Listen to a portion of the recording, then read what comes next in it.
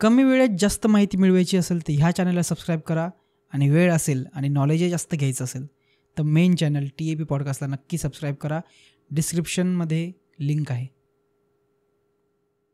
भावार्थ रामायणची रचना संत एकनाथ महाराजांनी केली आणि तुम्ही तसं अयोध्याला पण जाऊन आलात. रिसेंटली तुम्ही पंतप्रधानांची भेट घेतली. जेव्हा तुम्ही नाशिकला भेटले होते तेव्हा त्यांनी म्हणजे आम्हाला आमच्या स्टडीनुसार कळलं की तुम्हाला भावार्थ रामायणाबद्दल त्यांनी विचारलं किंवा त्यातले श्लोक म्हणायला लावले होते. त्यांनी असं तुम्हाला का विचारलं किंवा त्यांना भावार्थ रामायणामध्ये असा इंटरेस्ट का आला होता? पंतप्रधान नरेंद्र मोदी हे भारताचे यशस्वी पंतप्रधान आहेत आणि आजपर्यंत झालेल्यांपैकी एक वेगळं व्यक्तिमत्व आहे. अध्यात्माच्या संबंधाने प्रचंड ओढ त्यांच्या मनामध्ये आहे. एक तपस्विता त्यांच्या ठिकाणी आपल्याला पाहायला मिळते.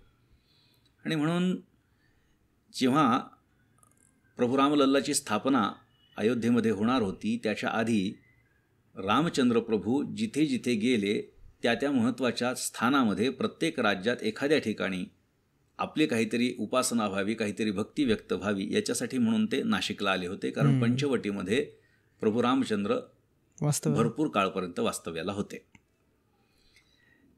विषय असा झाला की मला स्थानिक रामायण ऐकायचं आहे आणि त्याचे काही ओव्या ऐकायच्या आहेत किंवा त्या संबंधानं जे काही लिखाण आहे ते ऐकायचं आहे. असा जेव्हा निरोप आमच्याकडे आला तेव्हा भावार्थ रामायण ऐकायचं असाच त्याचा अर्थ होता.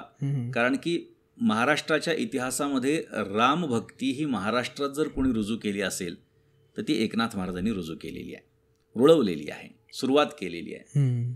आणि म्हणून ते आले तेव्हा पंचवटीचं वर्णन करणाऱ्या काही ओव्या आम्ही त्यांना वाचून दाखवल्या. काही मंडळी, महाराज मंडळी पण आणखी आमच्याबरोबर होती. 14 जण आम्ही जवळपास त्या ठिकाणी होतो महाराष्ट्रातले.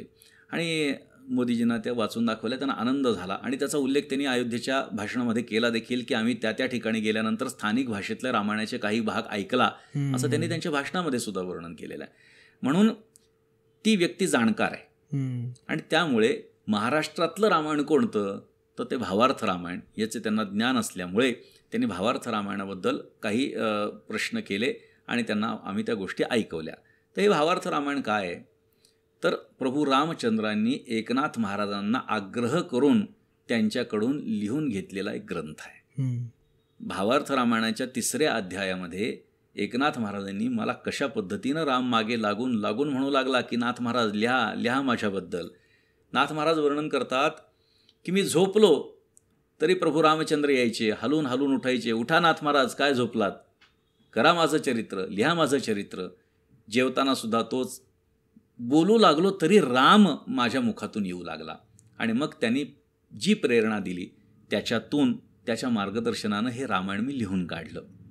म्हणजे भावार्थ रामायण वारकरी संप्रदायाच्या दृष्टीनं अत्यंत महत्त्वाचं आहे. महाराष्ट्राच्या दृष्टीनं रामायण कोणतं तर ते भावार्थ रामायण. कारण सप्तकांडाच्या माध्यमातून एकनाथ महाराजांनी एक जो राम उभा केला आहे तो मला महत्त्वाचा वाटतो. एकनाथ महाराजांचा राम किंवा नाथ महाराज भगवंताच्या बाललीलेमध्ये अडकले नाही. 44,000 ओव्या लिहिल्या परंतु भगवंताच्या प्रभू रामचंद्राच्या बालपणाची लीला ही 5 ओव्यात संपून टाकली. 5च ओव्या फक्त लिहिल्या. कारण नाथ महाराजांना जो राम मांडायचा होता तो राम हा क्षात्र तेजधारी अपेक्षित होता.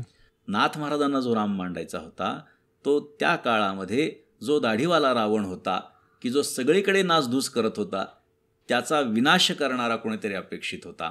म्हणून अभ्यासकांचं असं मत आहे की एकनाथ महाराजांच्या भावार्थ रामायण लिखाणाच्या नंतर छत्रपती शिवाजी महाराजांनी जो स्वराज्याचा गोंधळ घातला तो काही साधा नाही आहे, हा केवळ योगायोग नाही आहे, तर एकनाथ महाराजांनी त्यांच्या भावार्थ रामायणाच्या माध्यमातून लोकांची मनोभूमिका अशी तयार केली होती. आणि छत्रपतींना आईसाहेबांच्या माध्यमातून जे काही रामायणाचे धडे दिल्या गेले, गोष्टी सांगितल्या गेल्या ते 2ऱ्या 3ऱ्या कुठल्याच नाही, भावार्थ रामायणातल्या. कारण एकनाथ महाराजांची समाधी इसवी सन 1599 म्हणजे इसवी सन 1599लाच या ग्रंथाची समाप्ती झाली. म्हणजे बघितलं तर त्यांना बालपणामध्ये भावार्थ रामायणातल्या गोष्टी सांगितल्या गेल्या आणि त्यांची मनोभूमिका तयार झाली.